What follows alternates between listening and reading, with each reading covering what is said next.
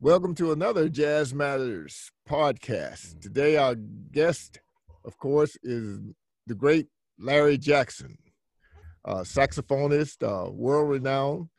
And we also have, of course, our co host, Mr. Coulter from Jazz Beats Radio. So, Good Larry, afternoon, we're going to gentlemen. jump right in, man, Right. and pick up where we left off. But before we do that, really, I want you to, at least let the people know who you are and how you got started in this business. Well, my name is Larry Jackson. I've been playing for a long time. I started with my dad. You know, he was a saxophone player in the military, and that's how I got got going with that. He was, in my household, it was music. It was jazz, and it was jazz and classical. That's it. You didn't hear anything else. We didn't hear Michael Jackson or anything like that. We heard it was just jazz and classical, and that's how I got into it. Oh, man. But been playing ever since. Oh, okay. And where did you go to school? Went to Columbia High School, and then I went to UTC in Chattanooga, the University of Tennessee in Chattanooga. Mm-hmm. Did if I can get you to turn your mic up a little bit? Okay. Yeah, because you're a little bit low volume wise. Okay. Kind of can you hear me now? Yeah, you could. Is that good? Yeah, that's real good. That's good. Okay. That's where I needed it. Okay. Yeah. But anyway, like we were talking a long, and simply because we have a lot of similarities in our journey in music, and can you let the people know who were some of the musicians and people you've already worked with? I know that one of them was like Hamilton Bohannon. Yeah, Bohannon. I was on his one of his first albums years ago. Yeah. And I know you got a lot of others, so you can let us know who some of the others were. Man, it's been so long. Yeah, it's been a minute. Yeah, I've been with Peabo Bryson, Kenny Loggins, Jennifer Holiday, Bill Watrous, Aretha Franklin. Who else? Gene Khan. I did some things with Ronnie Laws, Sunshine Band. And many others. I did some recordings, 38 Special. I was nominated Best Jazz Artist with Miles Davis, Joe Sample, and Bobby Lyle back in the day. Right. Wow. In 89. Mm-hmm. Right. And I had I don't know if you're going to call it, it's a crazy story, man. It's crazy how that happened, but that was in the 22nd annual Image Award. Was that's where I was at. And I had a song called "You and Me" out back in the late '90s. I mean, late '80s, and I was. It was a song called "You and Me." It was by Jam, and it ended up, blowing up big time. But the strange thing is, it wasn't distributed on the radio. Oh, really? If you remember, Carol Blackman introduced the song, and it ended up, getting a lot of recognition that way, and then. Up in New York, it was number 2, and then California's number 1 instrumental at the time. Mm-hmm. So, but I got to go out there and do all the little ceremony thing with the image where I met Herbie Hancock and Joe Sample, and everybody was out there. It was I didn't even know what it was when it at the time, Mm-hmm. I was kind of, I don't know, I was kind of green back then. I didn't know what was going on, Cool. But it was an exciting time, That's some of the things I've done. I've done some TV series. I'm in a Tyler Perry movie, Yeah. Medea's Family Reunion. Hmm. Playing flute in that on the scene. Uh, Okay. I've done some commercial stuff. I've done, all kinds of things. I just can't remember everything. So But where's your next project coming from? Are you looking to do something different? Or are you looking to yeah, me and I don't know if you guys know Vance Taylor. yeah, He played with Maze and a right. lot of other artists. Me and him are working on a CD together. We're going to put out something Hmm. soon, Okay. and I'm collaborating with some other cats, on some albums and things. Okay.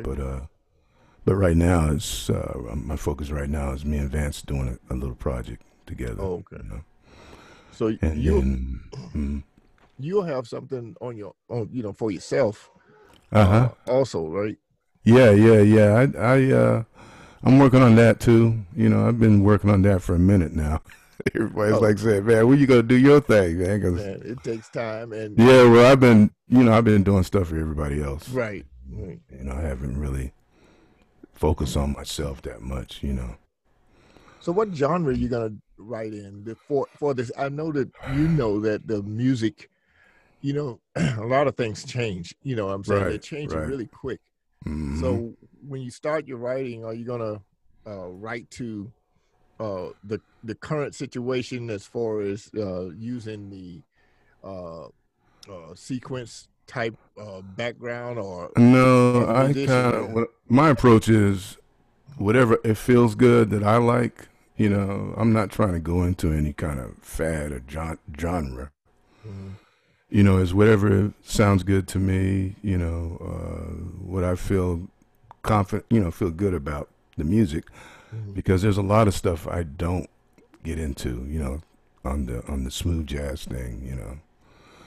But it's just that whatever I let the chips fall where they may. If it's if I create something, people love it, then I'm happy with that.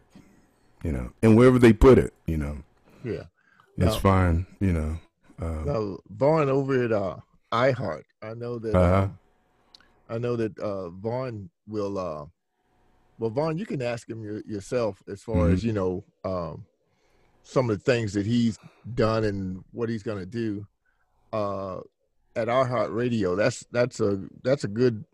Vaughn's show is called Jazz Beats, and the thing is, it's a really a pretty wide scope of jazz.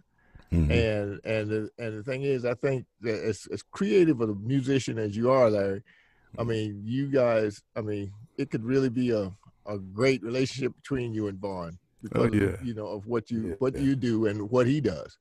So, yeah. Vaughn, you got anything you need to? I mean, just it sounds like, I'm like, I'm not about titles either, Larry. Yeah, I yeah, think that I can't get into that. yeah. I can't get into that at all. It's Yeah. basically, it's basically on what you feel, Right, right, and where it hits you at in your soul. right, So, and I understand the politics behind, what this right, thing is with smooth right, jazz. I understand that, and right. it's a hot commodity, and like Mm-hmm. Edwin and I have both concluded, all it is just it's instrumental R&B more That's than what it is. Instrumental what it is. R&B. Everybody Uh, kind of sounds the same, and yeah, yeah, if you've been in this business as long as I have, you get kind of okay now. I need to hear something new or a different identity or something. That yeah, yeah. And that it's kind of tough. changes things. So when I hear artists that are doing some innovative things, and there's a lot of them doing it. They're just not on the popular mainstream. They might be on the internet, where you can get more of a bigger audience or bigger selection of artists, around the world, and that's Right. a good thing Yeah. because the things that are here in the States, they're kind of limited. You don't hear a lot of different things here Right. or innovative things. You hear the And the thing same is, thing over. that's the nature of the business of music. Right, right. It doesn't have anything to do with the art form itself. Right. Yeah. Right. So, right. But I mean, I can imagine. I mean, I'm looking at one artist that you have recorded with, and I think he would fit. I mean, he would definitely say that he would find what I'm doing and what you probably would bring to the table would fit in what you're looking for, and that's Roy Hargrove. Oh yeah. Roy must have been a heck. I mean, I've seen him. I've heard interviews by him, and he was just one of those cats, man. Yeah, he is, and he's a wonderful cat. I mean, he's very humble. Yeah, and I'll never forget the experience with him. The brief and very brief. Right, very briefly. Exactly. And but I always pick up on artists like that who are great. In my view, he's one of the greatest of this time. Right. And the way I look at it is how your spirit, your demeanor, your openness. He was very open. He was very giving. He's like, it's about us doing this together. It's not about me and I'm this, I'm that. It was like, hey, let's make this beautiful music together. Yeah. And because music is like a team sport for me. It's you need those other entities to make the magic of the music work and create new things. I mean, we feed off each other, and that's the beauty of playing with cats of that caliber and all kinds of any kind of genre. Right. I don't care what genre you're doing. If you're doing it well, and you got the right spirit of attitude, a loving attitude, because that's what I'm about, Right. Let's do this together, and because that's what I experienced with the big dogs. That's the kind of demeanor that they have, and I try to, be in that kind of spirit, It's a beautiful thing. Yeah, it is a beautiful thing. Good Absolutely, thing, man. That's why a lot of beautiful things come out of that, A lot of creative things come out of that. Right. And one time there was a point when I actually stopped listening to radio because I started listening to talk radio because I said, man, what is it? I mean, is anybody else gonna, take it up to another level? Some go a different direction. Right. And so when this is all before the the internet, YouTube really blew up, but when I got into the YouTube and blowing up, and how you open up one artist and then it started spreading out everywhere. Exactly. That's when I discovered, wow. I said, this is good. I revived again, that there's artists out there doing some very innovative, and they're very serious, musicians, and they learn the skill, and they're very serious musicians, and they're very innovative musicians, and they're young, very young. That's the best part, is that they're young, and they are the future, and that gave me a lot of hope. So I started going online and checking out more, and man, I was just blown away. It's just so many incredible artists and musicians out there that are not in the mainstream here, are not on the radio station. Yeah, exactly. You don't hear them. You hear the same list of artists. And like I was explaining to Edwin, I mean, you can go to the internet and pull up a multitude of internet radio stations that are all on a jazz format, and we don't. You can count the number of commercial radio stations that play jazz on one hand, and that's the sad part. It is very sad, and the little bit that they have, it's limited, and it's not. It really is. Play the same artists, I said, dang, there's so much other stuff out there, and it's a good thing we have the internet, this new thing. Yeah. And because if it wasn't for that, we wouldn't know that other things are happening around the world. That's why I try to tell people. I say, hey, look, it's not just here. I say, the world, your world, my my world is just like this little box, but the world in general, the universe is a lot bigger. It's immense. It's crazy. It's so much going on, man. It has no limitations. It has no limitations, and that's how I with my show, I kind of like, Galvin, because the name of the show that I do is called Soulscapes. To me, soul is the essence of the culture of the music. Right. It crosses all language. That's the one thing you discovered about the different artists around the world of all ages. It doesn't matter young. I'm talking about babies to 5 years old, to 57, 80 years old. It doesn't matter. You're gonna find incredible, God, divine. It's just amazing. And you said it. Oh right. yeah, it's divine, man. And I'm so motivated by that, in itself. And I found out that it doesn't discriminate. Music doesn't discriminate. It actually, I don't care who you are. I remember I was looking at a video and a blonde, white girl. She was blonde, blue-eyed. You look like she's in a little teenager. Close your eyes, you thought she was Charlie Parker. Okay. Yeah. All right. That's what's out there. So exactly. You're right. It's like that everywhere, from all countries in the world. I don't care what country you come from. This music that we call music, it's available to anybody who wants it. Anybody, Right.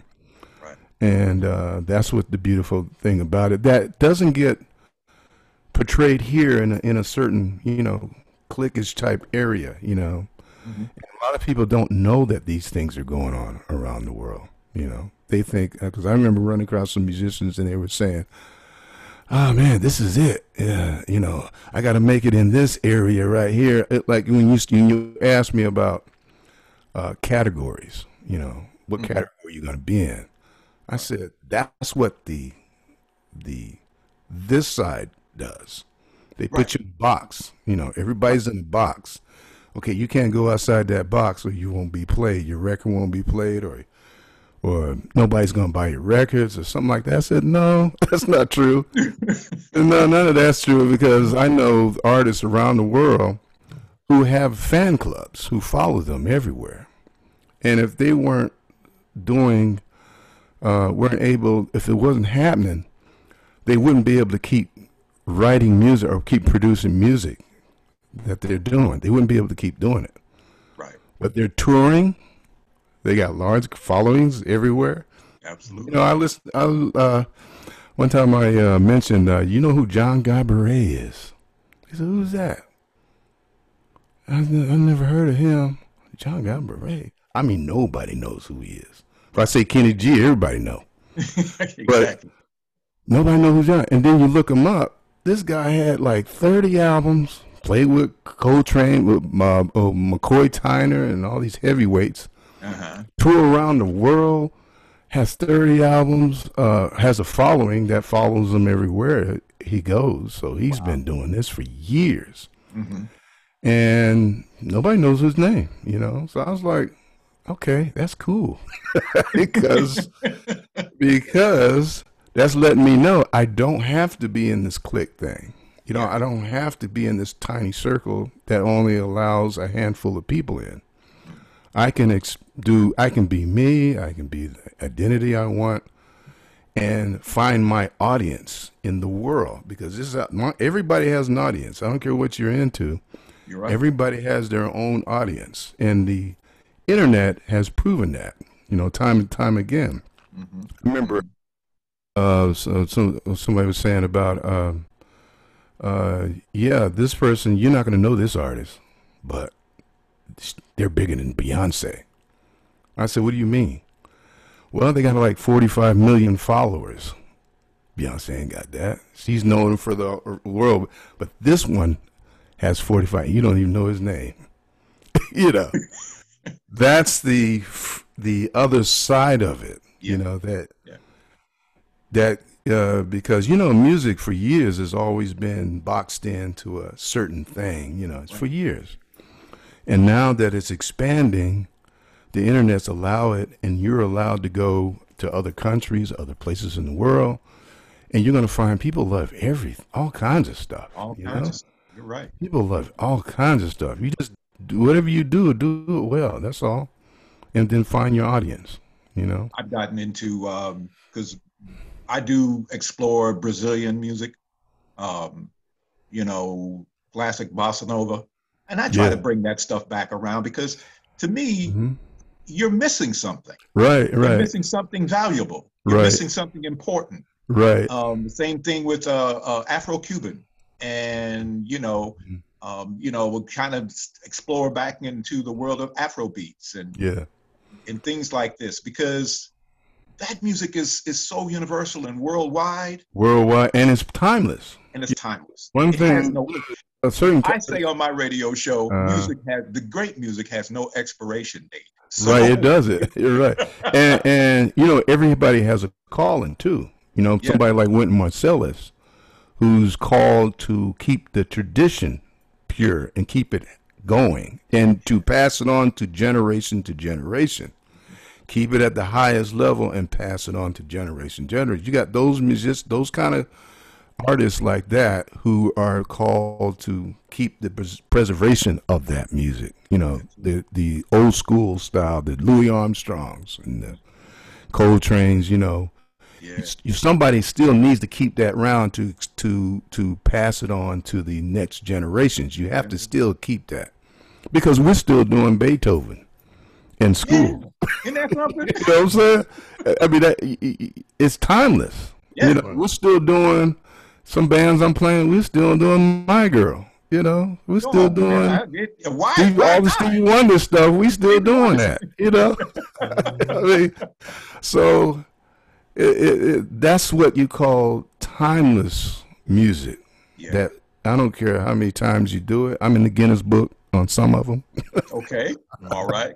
You know, playing the same thing, you know, but you find out, wow, man, this music is timeless. It never dies. It keeps going, you know, except for the other things, you know, like the generic things that you're copying, but it's not really, you know, I don't mind you doing a remake of something, but make it your own, you know, make it your own where it's not with the mainstream of everything else, you know. I love artists that can take a song and just turn it upside down and put a different twist in it. I love that kind of stuff. That's creativity to me. There's an artist that I had a conversation with a couple of people about a while back, and they're celebrating his 75th, would have been his 75th year, and that was Donny Hathaway. Oh, yeah. And they said, no matter who wrote the song or who sang it first, when Donny got a hold of it, it became Donny's song. It's Donny's song, right. He was phenomenal, man. Yeah, man. Yeah. And he was timeless. You know, you have some of those artists that are just timeless, like Stevie, and you know, you got those guys are just timeless. You know, Herbie Hancock. You know, oh my they God. usually write those songs that they write are songs of reality. There's substance, a lot of substance in them. True. Yeah, exactly. Right. Absolutely. Yeah, right. And that's the thing you think about. Yeah. That's the thing you think about. You'll say, okay, now, if I write this song, are they going to play this song 50 years from now? Yeah. Because My Girl, we playing it 50 years, 60 years later. We're still playing it. You know, that's a testament to your artistry of your creation, is that no matter what it is, you know, you're going to, if it's lasting the test of time forever, wow, it's timeless, you know. Yeah. And that's how you know. You know, that's why I look at these new artists. That's why I look at these new artists today. I said, okay, are we gonna play Jay-Z like 50 years from now?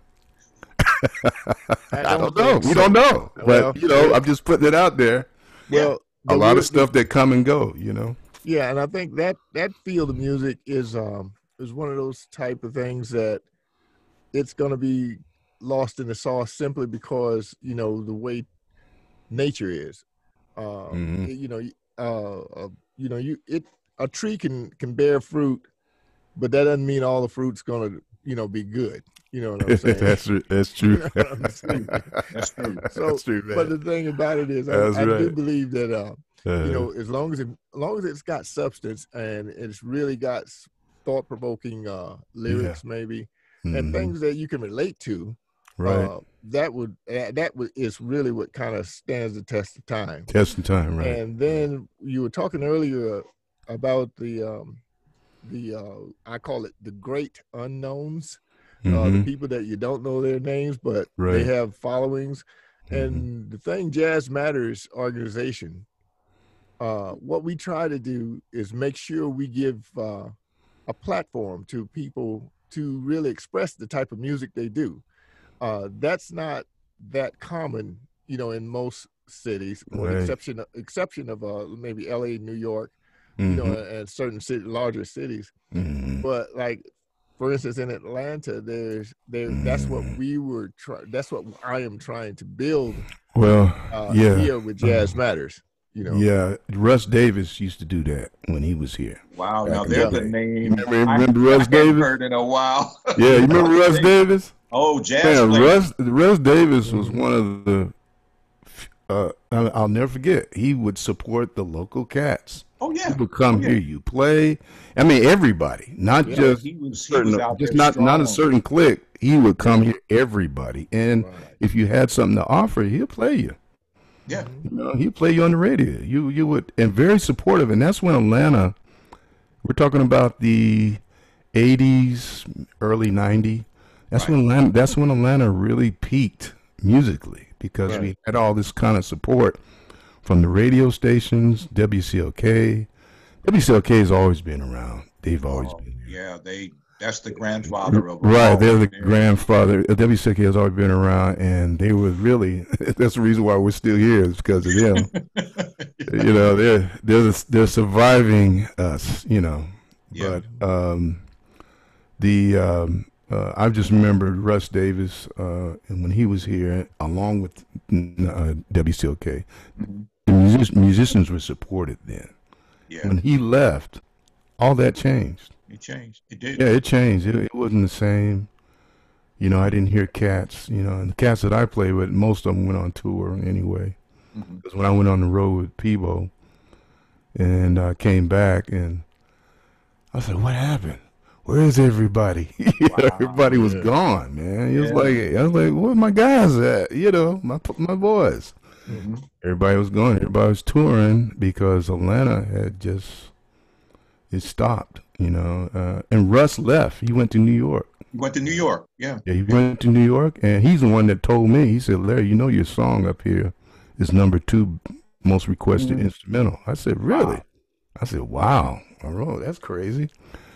But I saw Russ in a panel discussion that they had regarding the Miles Davis Electric years, with a host of who that played with Miles during that time period. It's always the who's. Oh my God, it's all-star always. Oh my gosh, yeah. And he's a Miles Davis to me is like, the epitome of what we're talking about, being free to be you, because not only was he allowed to be himself, he allowed the players that are around him to be them.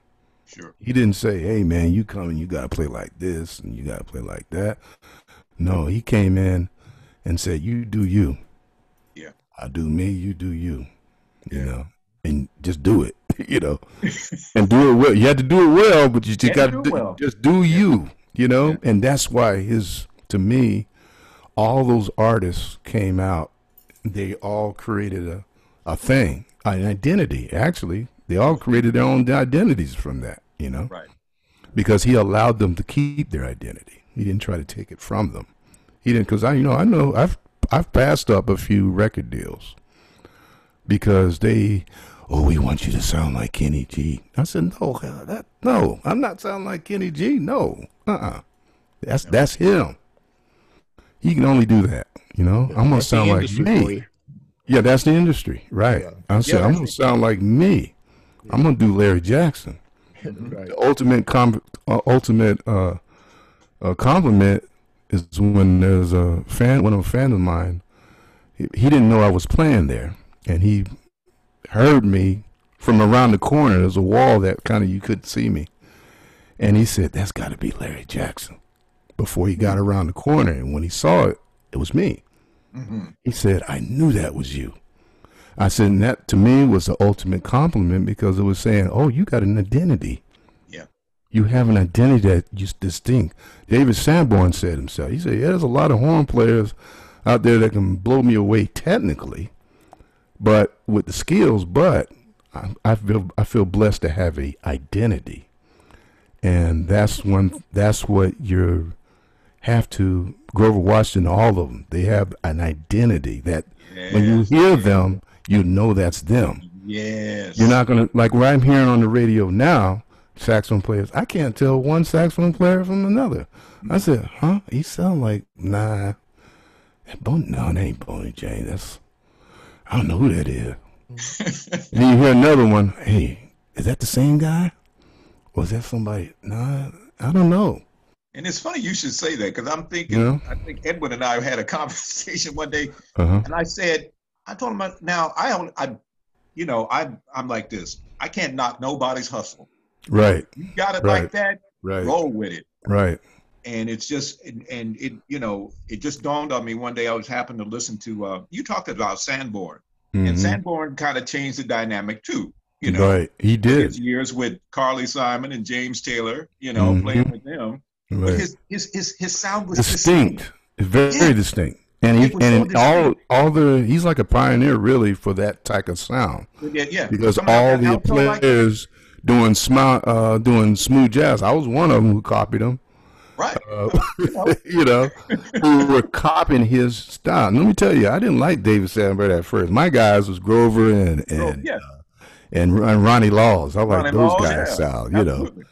And I didn't get into David sound. I was like, I don't like that edgy sound, I like the soul thing, Sure. But I started listening, and then the bands I was playing, we played all this David Sanborn stuff, Chicago song, and we turned these places out, every place we turned out, man, we turned the places out, right? Right. So I got into it. I grew into the Sanborn, and ever since then, I really respect his identity now, and I like his identity. I like what he does. I like Gerald Albright. I like Everett Harp, and Kirk Whalum is my favorite guy. He's number one in my book. Kirk Whalum. Kirk has got his own sound too. Yeah, it's interesting how a lot of people don't recognize those artists as they do Dave Koz or some of the other artists like Kenny G and more of the white artists. I guess. Just think, when you said Ronnie Laws, now there's a cat that had a sound that was unique. Very distinct, man. It was so distinct. I was like, that guy. Nobody has that sound. No. And I got the opportunity to play with him, and he was such a humble. I said, no, wait a minute. Now, why you want me on the gig? You're a saxophone player. Why you want another saxophone player?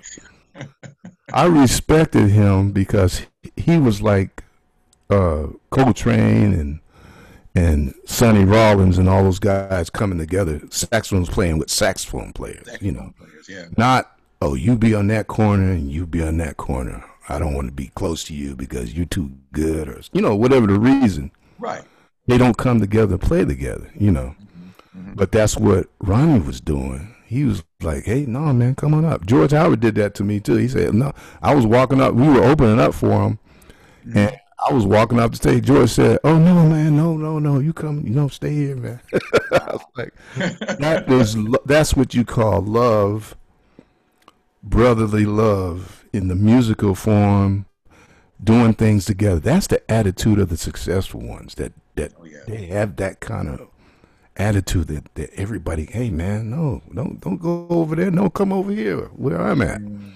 Let's play music. It's a beautiful thing, man. And you feel, and then because of that, they take you to a whole nother level. Like things you would never do. You know, I remember Mark Grusso of the Yellow Jackets, when he sat in at a place called Scenarios, and he used my horn. I had two horns. I had an alto and tenor. Mm-hmm. So he bought my alto, and I'm playing tenor. He was such a humble guy. And, man, that place was packed. And we started playing because of his love and energy, the way he was making me feel welcome to be next to him. Wow, yeah. It elevated my playing, and then the guys in the band would say, "Hey, man, how come you don't play like that when you with us?" I said, "Hey, Larry, you wouldn't understand." Yeah, Larry, we got, like I said, the time moves so fast. I know we're having too much fun. I could be here forever. That's what it is, man. So let everybody know where they can get in contact with you at. Well, right now I'm kind of working on a website. Right now, I'm trying to get my website going. It's going to be, I'm actually going to change the name. It was called J Saxes, but I'm going to change that. I got some construction. It's under construction right now. Okay. And because when I come out, I want to, people have been waiting for a long time, and I need to, make it happen. You do Twitter, right? No, I don't do Twitter. Okay. You got an email. Huh? You got to have an email. Yeah, I do have an email. It's LarryJSax@yahoo.com. So if you want to reach out to me, like I do have some recordings. If you need some recordings of me playing, I do have that. I'm on a few things on YouTube, but and I've been kind of off the scene for a minute, trying to get things in order, Mm-hmm. But I'm coming out, Yeah. I'm free now. I'm free to be. So yeah, and all the cats are calling me. They're reaching out. When Vance he reached, we talking about cats that ain't heard or seen in a while. They're reaching out and say, "Hey man, let's do something." Okay. I think COVID got everybody like that. Yeah. Oh yeah. So Vaughn, give them your